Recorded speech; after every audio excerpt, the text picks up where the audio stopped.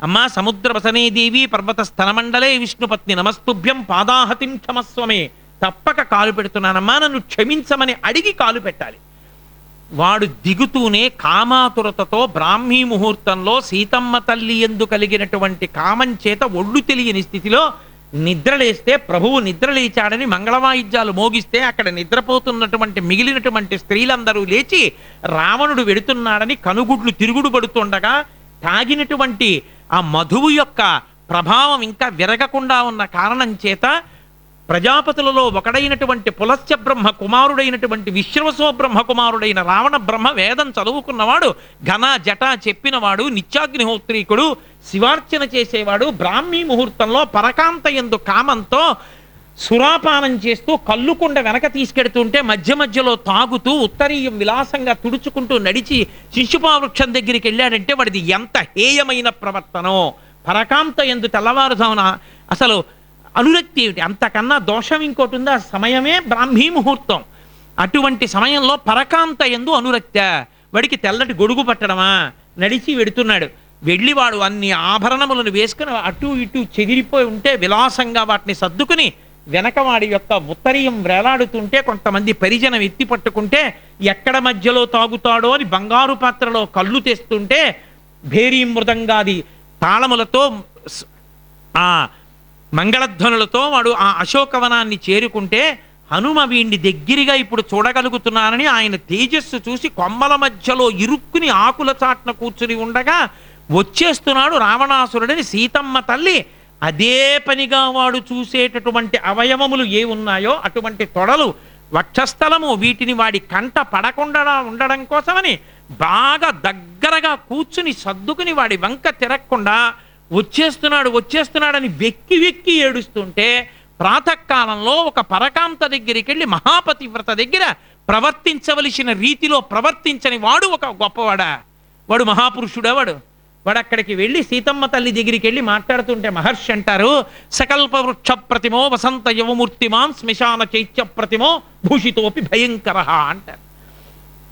అది ఒక గొప్ప దేవాలయం. ఎక్కడుందయా? వెళ్ళి దర్శనం చేసుకొస్తామన్నారు. చాలా గొప్ప దేవాలయం అండి, శ్మశానం మధ్యలో కట్టామన్నారు. ఎవరు పెడతారు? శ్మశాన చైత్య ప్రతిమో భూషితోపి భయంకర.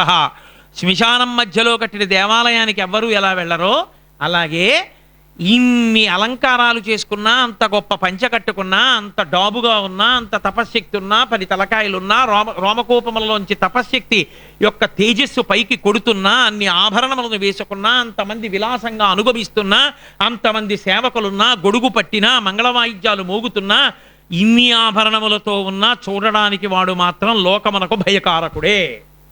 కాబట్టి వాడు శ్మశానం మధ్యలో కట్టినటువంటి గుడి వంటి వాడు అన్నారు మహర్షి. వెళ్ళి సీతమ్మ తల్లి అంటాడు, స్వధర్మో రక్షసాంభీరు సర్వధైవన సంచయ గమనం వా పరస్త్రీణాం హరణం సంప్రమధ్యమా. తప్పు చెయ్యడం ఒకెత్తైతే తప్పు తనది అంగీకరించకుండా ఆ తప్పు ఒప్పు అని దబాయించిన వాడెవడున్నాడో వాడే రావణాసురుడు. తప్పు చెయ్యడం తప్పు కాదు, ఎప్పుడో అప్పుడు ఎవరో ఒకడు తప్పు చేస్తాడు. తప్పు చెయ్యకుండా ఎవడి జీవితం ఉండదు.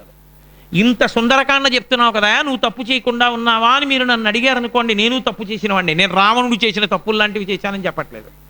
పరమేశ్వర అనుగ్రహం వల్ల నా జీవితంలో అటువంటి పనులు చేయకుండాగాక.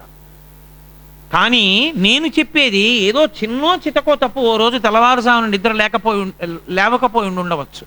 ఆలస్యంగా నేను 7 గంటలకో నిద్ర లేచి ఉండవచ్చు, ఏ రాత్రి ప్రయాణం చేసి ఆలస్యంగా వస్తే. లేదా నేను ఒకనాడు ప్యాంటు చొక్కాతో అన్నం తిని ఉండి ఉండవచ్చు. చొక్కా బనీను విప్పి ఉత్తరీయంతో తినవలసినటువంటి జన్మ ఎత్తిన నేను ప్యాంటు చొక్కాతో నేను అన్నం తిని ఉండి ఉండవచ్చు. అటువంటి దోషములు చేసి ఉండవచ్చు. కానీ ఆ రోజు నేను కుపితుడను కావాలి. ఈశ్వర ఇవాళ తప్పు జరిగింది నా వల్ల అని నేను పూజామందిరంలో చెప్పాలి. ఫలానా కారణం చేత చేశాను కాదు, ఈశ్వర నేను తప్పు చెయ్యలేదు, ఈ కారణం వల్ల ఇలా జరిగింది, కానీ లేకపోతే చేసి ఉండేవాడిని నీతో నేను చెప్పట్లేదు. తప్పకుండా నేను అనుకుని ఉంటే చేసి ఉండేవాడిని. నాకు ఆ చిత్తశుద్ధి లేదు. సాయంకాలం కారులో బయలుదేరి వచ్చేస్తూ సంధ్యావందనం ఎక్కడ చేస్తానులే అని సాయంకాలం సంధ్యావందనం మానేసి వచ్చినటువంటి రోజులు కొన్ని ఉన్నాయి నా జీవితంలో. నిజంగా సంధ్యావందనం చేయాలంటే అన్ని ఉపన్యాసాల్లో చెప్పా, సంధ్యావందనం చేసేవాడికి స్నానానికి సమయానికి నీళ్లు దొరకకపోతే స్నానం కూడా చేయక్కర్లా. ఒకవేళ అర్ఘ్యం ఇవ్వడానికి నీళ్లు దొరకకపోతే అర్ఘ్యానికి నీళ్లు కూడా అక్కర్లా, మట్టి తీసి అర్ఘ్యం ఇచ్చేయచ్చు. ఇవన్నీ నేను ఉపన్యాసాల్లో చెప్పినవి. చెప్పి కూడా నేను సంధ్యావందనం సాయంకాలం చెయ్యని రోజులు ఉన్నాయి ప్రయాణం చేసి వచ్చేటప్పుడు. అప్పుడు నేను ఇవాళ ప్రయాణంలో ఉన్నాను కదా, ప్యాంటు చొక్కాతో ఉన్నాను కదా, చెప్పడం తేలిక, కానీ రోడ్డు పక్కన కూర్చొని నేను మట్టితో అర్ఘ్యం ఇస్తే ఈశ్వర చూసిన వాళ్ళు పిచ్చాడు అనుకోరా నన్ను, అందుకని నేను చేయలేదని చెప్పకూడదు. ఈశ్వరా నేను ఇవాళ పాపం చేశాను, నేను మన్నింపబడదను కాక అని నువ్వు అంటేనే సంధ్యావందన మంత్రంలో యథాహ్నాత్ కురితే పాపం తదహ్నాత్ ప్రతిముచ్యతే, యద్రాత్రియాత్ కురితే పాపం తద్రాత్రియాత్ ప్రతిముచ్యతేకి అర్హుడవుతావు. లేక నువ్వు దబాయించే ప్రయత్నం చేస్తే ఈశ్వరుడి దగ్గర ఎప్పుడూ దోషమే. భీష్ముడు యుద్ధం చేస్తూ మధ్యాహ్నం కిందకి దిగి మట్టి తీసి అర్ఘ్యం ఇచ్చాడు. నువ్వెందుకు ఇవ్వలేకపోయావు? ఉపన్యాసానికి పనికొచ్చిందా? సంధ్యావందనం చేసేటప్పుడు పనికి రాలేదా? అంటే నువ్వు చేయకపోతే చేయలేదు తప్పనే చెప్పాలి తప్ప, అది తప్పు ఎందుకు చేయవలసి వచ్చిందో కారణాలు చెప్పి సమర్థించుకునే ప్రయత్నం చేయడం అలవాటైతే నువ్వు ఎప్పుడూ తప్పు చేయకుండా ఉండలేవు. కారణం చూపించి తప్పు చేస్తావు. ఇదే రావణాసురుడి జీవితంలో ఉన్న పెద్ద తప్పు. ఏమంటాడంటే స్వధర్మో రక్షసాంభీరు, భయపడడం ఆవిడ తప్పంటే. ఎందుకు భయపడుతున్నావు? నేను వస్తే ఎందుకు భయపడాలి? ఇది దారుణాతి దారుణమైన విషయం. దారి తప్పిన ప్రతివాడు ఇలాగే దబాయిస్తాడు. ధర్మమునకు కట్టుబడేవాడి నోటి వెంటనే ఓ మాట వస్తున్నాయా, నన్ను మన్నించండి అంటాడు, నన్ను క్షమించండి అంటాడు. అంతే, ఒక్క మాటతో తన దోషాన్ని కడుక్కుంటాడు. నన్ను క్షమించండి అనడు, ప్రాణం పోయినా అండం, ఏదో దబాయిస్తాడంతే. కాబట్టి స్వధర్మో రక్షసాంభీరు, నా స్వధర్మంలో నేను ఉన్నానయ్యా, ఉన్నానమ్మా అమ్మ అంటాడా. నాకంటే అలవాటైపోయి అలా అంటాను, కానీ నేను వాడు అన్నట్లు నేను అనలేను, అందుకని నేను ఇలాగే అంటాను, మీరు అలా అన్వయం చేసుకోండి అంతే. కాబట్టి నేను స్వధర్మంలో ఉన్నాను, నేను రాక్షసుణ్ణి. కాబట్టి నేనేం చేస్తాను, పరకాంతలు ఎత్తుకొస్తాను, నా కాంతలుగా అనుభవిస్తాను. తప్పేమిటి? నేను నా ధర్మంలో ఉన్నాను కదా, అప్పుడు ఎందుకు నన్ను చూసి భయపడతావు? ఎంత ధర్మాత్ముడు అని నన్ను అనద్దు. రాముడు ధర్మాత్ముడు అంటే ఏంటి? నేను ధర్మాత్ముడే. రాముడు ధర్మాత్ముడైతే ఆయన పాన్పు చేరిన దానివి, ధర్మాత్ముడనైనా నా పాన్పు ఎందుకు చేరావు? ఏమైనా అర్థం ఉందండి ఆ వాదనకు? అసలు ఏమైనా అర్థం ఉందా? మీరు లోకంలో ఎంతమందిని చూడటం లేదు ఇలా మాట్లాడేవాళ్ళని? ఎంతమంది లేరు ఇలా మాట్లాడేవాళ్ళు? ఇలా మాట్లాడే వాళ్ళందరూ లోకంలో ఉన్నారు. కాబట్టే ఒక తల్లికి తండ్రికి ఒక అందమైన కూతురు పుడితే పనికి మాలిన నీకే అంత కోరికుంటే ఆ తల్లిదండ్రులకి ఎంత కోరికుంటుంది? బంగారం బొమ్మ లాంటి కూతురు ఇంత వృద్ధిలోకి వచ్చింది, సంగీతం వచ్చు, నాట్యం వచ్చు, నా తల్లిగాడు ఇంజనీరింగ్ చదువుకుంటున్నాడు, మా అమ్మాయికి మంచి సంబంధం తెచ్చి అంతమంది అడుగుతున్నారు, మా అమ్మాయిని వాళ్ళకిచ్చి పెళ్లి చేద్దాం అని తండ్రి తల్లి ఎన్ని కలలు కంటారు? అన్ని కలలు వాళ్ళు కంటుంటే పనికి మాలని నీకు ఆ అమ్మాయి కనపడిందని, దక్కితే నీకు దక్కాలి, లేకపోతే వేరొకటికి దక్కకూడదని యాసిడ్ పోస్తే అది తప్పు కాదన్న నుయ్యిలో రావణుడు తప్ప ఎవరున్నాడు? రావణుడే ఉన్నాడు. అది ప్రేమ కామమా? కామం అది ప్రేమ కాదు. అది ప్రేమ అని డైలాగులు రాసిన దరిద్రుడికి తెలియదు, అలా రాయకూడదని. వాడి వల్ల నాశనమైంది దేశం. అది ప్రేమ కాదు, శాస్త్రం అంగీకరించలేదు. ప్రేమ ప్రతిఫలాన్ని ఆశించదు. తండ్రిది ప్రేమ, తల్లిది ప్రేమ, గురువుది ప్రేమ. వీళ్ళు ముగ్గురు ఎన్నడూ ప్రతిఫలాన్ని కోరుకోరు. వాళ్ళు ముగ్గురు ఎప్పుడూ కోరేది ఏమిటంటే వృద్ధిలోకి రావాలని కోరుకుంటారంతే. వాళ్ళు వృద్ధిలోకి వస్తే నీకేమిటని అడిగారు అనుకోండి, నాకేం కావాలి, వాళ్ళు వృద్ధిలోకి రావాలంటారు తప్ప నాకు ఇది కావాలని కోరరు. అందుకే వీళ్ళ ముగ్గురిదే ప్రేమ. ఆమె నీది కావాలని కోరుకుని యాసిడ్ పోసింది, నీది ప్రేమ ఎందుకైంది? అది ప్రేమ అని నువ్వు ఎలా రాస్తున్నావు డైలాగులు? ఒక్క మాటతో ఎన్ని లక్షల మంది యువత జీవితాలు పాడు చేసేస్తున్నావు నువ్వు. నీకు మాటలు తెలియకపోతే మాటలు రాయడం మాని, అంతేగాని నీ తెలిసి తెలియని పాండిత్యంతో మాటలు రాసి ఎంతమంది జీవితాలు పాడైపోతున్నాయి. అదే రావణాసురుడి జీవితం సుందరకాండలో. స్వధర్మో రక్షసాంభీరు సర్వధైవన సంతయ గమనం వా పరస్త్రీణాం హరణం సంప్రమధ్యమ. కాబట్టి పరస్త్రీలను అపహరించి తెస్తాం, అనుభవిస్తాం, అందులో తప్పేమిటి? పైగా ఏవంచైతతు కామాంతూ నత్వాం ప్రక్షామి మైథిలి కామం కామశరీరం మే యథా కామం ప్రవర్తితాం. తాను చాలా మంచివాణ్ణన్నట్లుగా ఉంటాడు పైకి. నేను ఎంత మంచివాణ్ణో చూడు, నేను లంకాపట్టణానికి అధిపతిని, నిన్ను లంకాపట్టణంలోకి తీసుకొచ్చి కూర్చోపెట్టాను, వీళ్ళందరూ నా వాళ్ళు, ఇంతమంది నా వాళ్ళ మధ్యలో బంధీకృతరాలవైనటువంటి నిన్ను నాదానను చేసుకుని అనుభవించాలని నేను అనుకుంటే, నేను అనుభవిస్తే వీళ్ళు నిన్ను కాపాడతారా? నేను ఎందుకు అనుభవించలేదు? నీ మనసు మారి నువ్వు పాన్పు చేరాలి తప్ప నేను అనుభవించడం ఏమిటని నేను అనుభవించలేదు. నా మనసు ఎంత మంచిదో చూడన్నాడు. కాదు, తప్పు. ఇతపూర్వం వాడికి బ్రహ్మగారి శాపం ఉంది, నీ యందు మనసు లేని కాంతని చెరబడితే నీ తల 1000 వ్రక్కలైపోతుంది అన్నాడు ఆయన.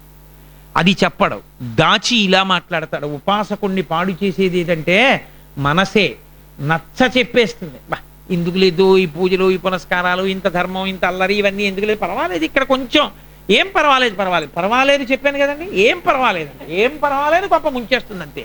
ఎన్ని మాటలు పర్వాలేదు అన్నావో అంత కొంప మునిగిపోతుంది.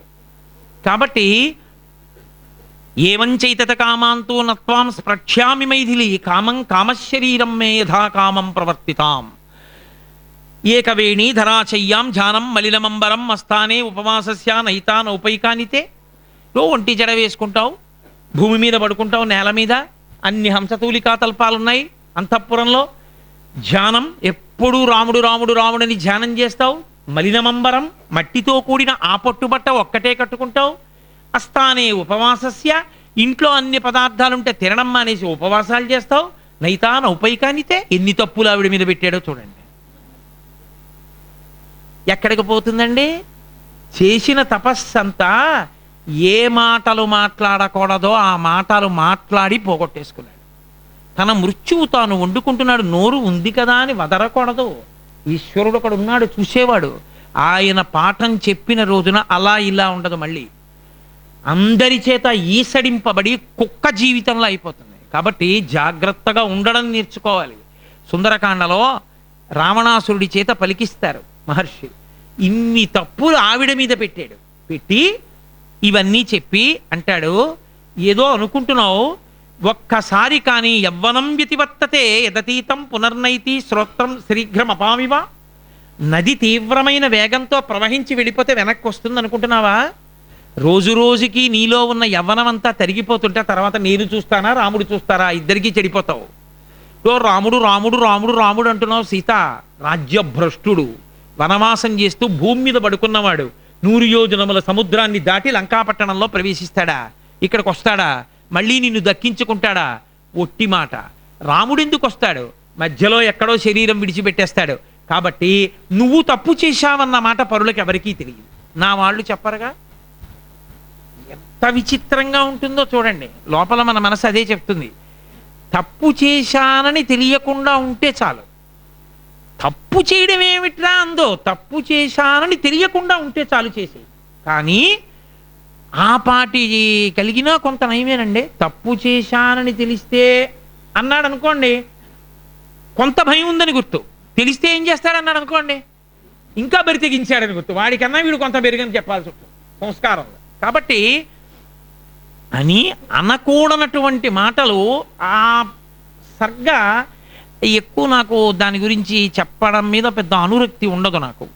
అది నాకు క్లేశకారకంగా ఉంటుంది. నాకు ఆ మాటలు ఏమిట్రా, దాని ప్రవచనం ఏమిట్రా అనిపిస్తూ ఉంటుంది నాకు. కానీ దాన్ని విడిచిపెట్టేయకూడదు కనుక ఆ లోక సంబంధం రీత్యా అందులో కొంత ప్రయోజనం ఉంది కాబట్టి అందులో కొన్ని శ్లోకాలు ఉదహరించడమే. కానీ అందులో ఎక్కువ శ్లోకాలు నేను ఎప్పుడూ మాట్లాడను సుందరకాండలో. కాబట్టి ఆయన అంటాడు, అన్నిటికన్నా ఆశ్చర్యం ఏంటో తెలుసా, బ్రహ్మగారు నీ తర్వాత నీలాంటి స్త్రీని సృష్టించలేదన్నాడు.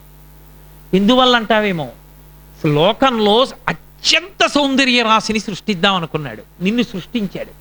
సృష్టించిన తర్వాత ఇంకొకరిని సృష్టించలేదు. ఎందుకో తెలుసా, నిన్ను చూసి ఆ బ్రహ్మగారున్నాడే అపి పితామహ అన్నాడు. బ్రహ్మగారు కూడా నిన్ను చూస్తే, నీ అవయవాల సౌష్ఠవాన్ని చూస్తే నిన్ను పొందాలని కోరకుండా ఉంటాడా అన్నాడు. ఇంతకన్నా నీచమైన మాట లోకంలో ఎక్కడుంటుందండి అసలు. అంటే ఒకసారి కామ ప్రకోపం అన్నది హద్దు దాటిపోతే కామాతురాణం న భయం న లజ్జ. వాడు ఏం మాట్లాడతాడో వాడికే తెలియదు, ఉన్మాది కింద మారిపోతాడు అని అన్నాడు. నాకు నా కన్నుంది చూశావా, అది బంధింపబడుతోంది సీత అన్నాడు. నేను నీ శరీరంలో ఏ అవయవం వంక చూసినా ఇక కదలదు, అక్కడే ఉంటుంది. ఇది ఎంత దరిద్రగొట్టు బలహీనతో మీరు ఆలోచించారు. మీకు వీళ్ళు కనపడరు అనుకుంటున్నారా?